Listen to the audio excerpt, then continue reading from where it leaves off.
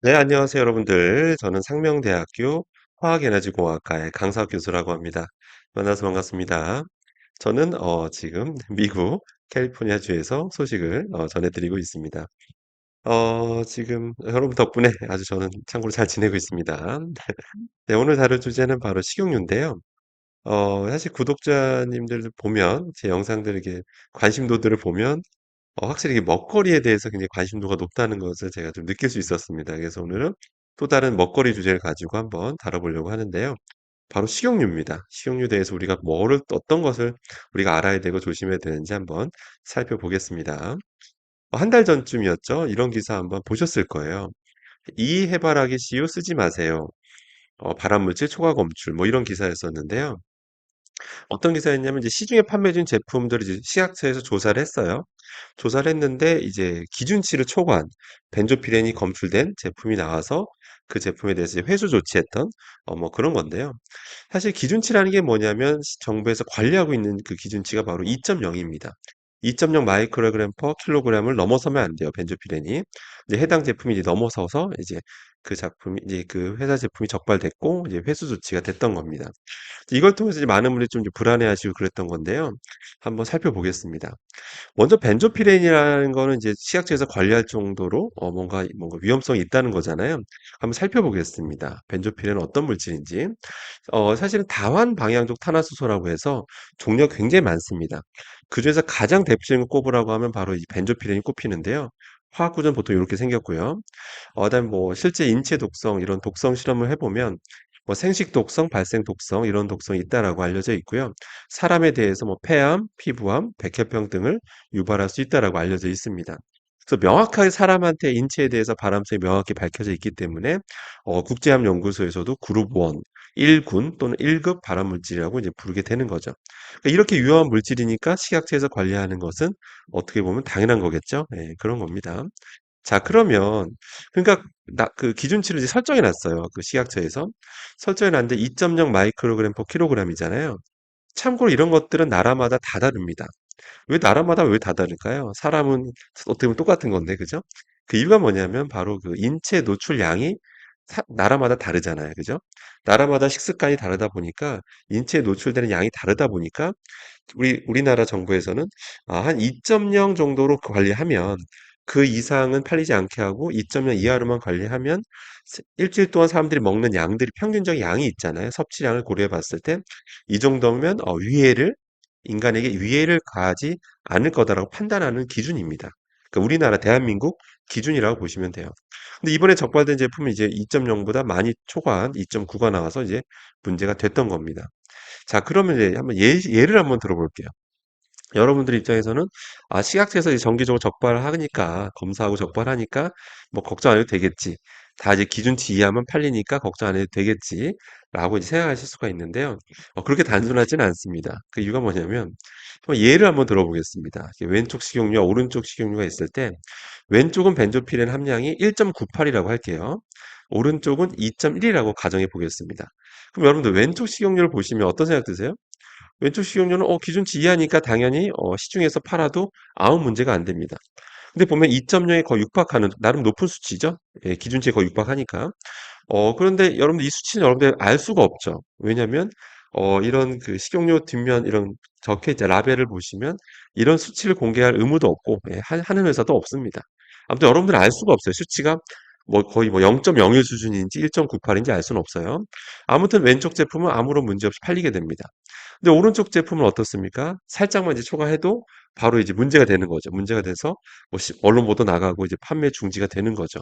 자, 그러면 한번 여러분들 이렇게 이해하셔야 돼요.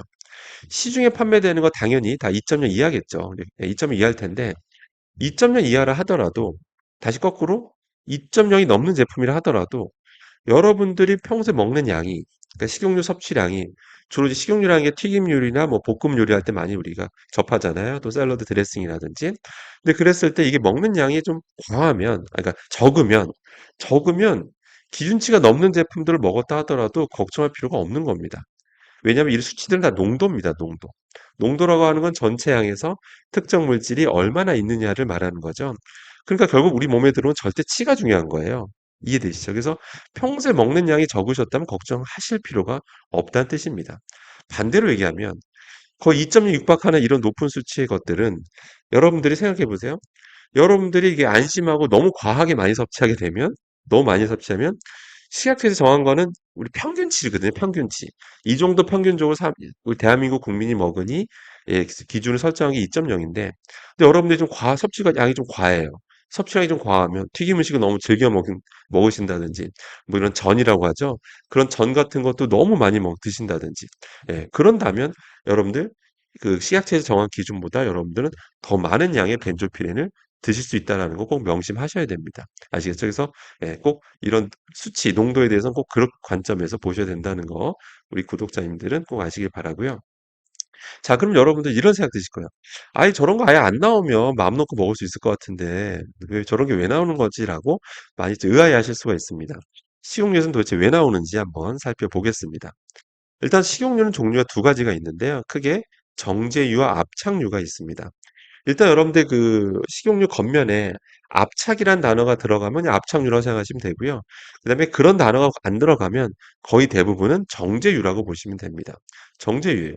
그럼 정제유와 압착유, 별로 압착유는 나중에 제 다른 주제로 다루도록 하고요. 오늘 정제유 위주로 얘기하겠습니다. 정제유라는 건 뭐냐면 사실은 꽤 많은 회사들은 정제유를 선호해요. 왜냐면 더 많은 양의 기름을 뽑아낼 수가 있어요. 더 많은 양의 똑같은 어떤 콩이면 더 많은 양의 기름을 뽑아낼 수 있기 때문에 당연히 더 많은 이익이 남겠죠. 그래서 정제유를 더 선호한다라는 거 꼭 참고를 하시고요. 자, 그럼 정제유라고 하는 걸 어떻게 만드냐면 핵심은 바로 이겁니다. 화학적 처리를 해야 돼요. 간단히 차근차근 말씀드리면 먼저 예를 들게요. 콩에서 기름 성분을 뽑아내야 되잖아요. 그러니까 어떤 용매를 씁니다. 무언가를 녹일 수 있는 걸 용매라고 해요. 그래서 용매로 뭐 녹여내요. 특히 뭐 노멀 헥세인이라고 하는 거를 가지고 많이 쓰는데 그걸로 녹여냅니다. 기름 성분을 추출해내요. 자, 그러면 노멀 헥세인 내에 기름 성분이 많겠죠. 근데 이제 기름만 있는 게 아니라 다른 성분들도 같이 섞여 있어요. 여전히 섞여 있어서 그런 기름 외에 기타 성분들을 이제 제거해야 되겠죠. 제거해야 되다 보니까 또 다른 화학 처리를 또 합니다. 그래서 뭐 강한 산성 물질도 투입을 해요. 투입을 하고 그 다음에는 또 강한 염기성 물질도 투입을 하게 됩니다. 그런 식으로 이제 기름 외의 성분들을 제거하는 작업들이 일어나게 되는 겁니다. 이해되시죠? 자, 이제 문제는 뭐냐면 이제 그렇게 제거 작업을 하게 돼도 순수하게 기름 내에 100% 순수한 기름만 있어야 되는데 여전히 처음에 썼던 용매들도 좀 남아 있고요. 그다음에 아까 썼던 그런 물질들 있죠. 산성 물질, 염기성 물질들도 반응에 참여하지 않았던 것들은 역시 미량 남아 있게 됩니다. 또 그 외 불순물들도 남아 있게 돼요. 그래서 그런 것들이 남아 있으면 깨끗한 그 이름이라고 할 수가 없겠죠. 그래서 그런 불순물들을 제거하는 작업을 또 해줘야 됩니다. 그 제거한 작업들 중에 뭐 표백 처리도 하고 그다음에는 다시 고온 처리를 해줘야 돼요. 뭐 탈취 과정이라고도 하는데요. 고온 처리를 해줘야 돼요. 그럼 고온 처리를 해줄 때 그 내에 잔류하고 있는 물질이 여러 개다 보니까 온도를 좀 높이 줘야 됩니다. 온도를 높은 온도로 좀 긴 시간을 줘야지만 그 안에 잔류하고 있던 뭐 용매라든지 뭐 기타 아까 말한 반응에 참여하지 않았던 그런 물질들을 제거가 좀 더 효율적으로 진행이 되게 되는 겁니다. 이해되시죠? 그래서 반드시 고온 처리 해주게 돼요. 근데 그런 처리 안 해주게 되면요, 기름에서 냄새가 납니다. 여러분 아마 굉장히 불쾌해서 여러분 그 식용유 쓸 수가 없어요. 그래서 반드시 그런 고온 처리를 하기 때문에 이런 우리가 깨끗한 나름 냄새가 좀 덜 나는 그런 기름을 우리가 먹을 수가 있게 되는 거죠. 이해되시겠죠? 그래서 일단 오늘은 제가 원래 이런 고온 처리했을 때 아까 말씀드린 그런 여러 가지 성분들이 다 제거되느냐 그거에 대해서는 제가 다음에 다른 영상을 말씀드리고요. 오늘은 벤조필에만 말씀드리겠습니다. 그래서 그런 높은 고온에서 오랜 시간 처리하다 보니까 또 회사마다 처리하는 시간이 다 다르거든요. 또 처리하는 시간이 길수록 또 온도를 높일수록 더 제거되는 효율이 높아집니다. 예, 그러다 보면 불가피하게 그 식용유 내에서 일부 영역에서 이런 벤조피렌이 형성될 수가 있습니다. 예, 그래서 벤조피렌이 그래서 나오는 거다라고 보시면 되는 겁니다. 자, 그래서 결론은 뭐냐면요. 여러분이 드시는 식용유, 오늘 정제 위주로 말씀드립니다. 정제율 식용유로 기준을 말씀드렸을 때 벤조피렌이 나오는 거는 검출되는 건 사실은 불가피한 면이 있습니다. 예, 이런 이 처리하는 공정상 불가피하게 나올 수 있는 거고요. 물론 그 기준치를 넘지 않도록 정부에서 관리하고 있는 것도 사실인 건 맞습니다. 하지만 그 기준치 이하라 하더라도 여러분이 평소 그런 기름진 음식 섭취가 너무 과하게 되면 어떤 그 정부에서 정한 그 수치 벤조피렌이 들어오는 양을 넘어설 수도 있기 때문에 기본적으로 여러분들 소식하시게 되면 아무 걱정 안 하셔도 됩니다. 예, 소식하시게 되면 전혀 걱정하실 필요 없는 거죠. 설령 기준치가 넘는 게 유통됐고 여러분 드신다 하더라도 기본적으로 소식하시면 여러분들이 실제 몸에 들어오는 벤조피렌 양은 적으니까 크게 염려하실 필요가 없겠습니다. 이해되시겠죠? 예, 그래서 오늘 이번 영상은 여기까지 하도록 하고 식용유에 대한 또 다른 얘기는 다음 주제 때 다시 다루도록 하겠습니다. 이상입니다.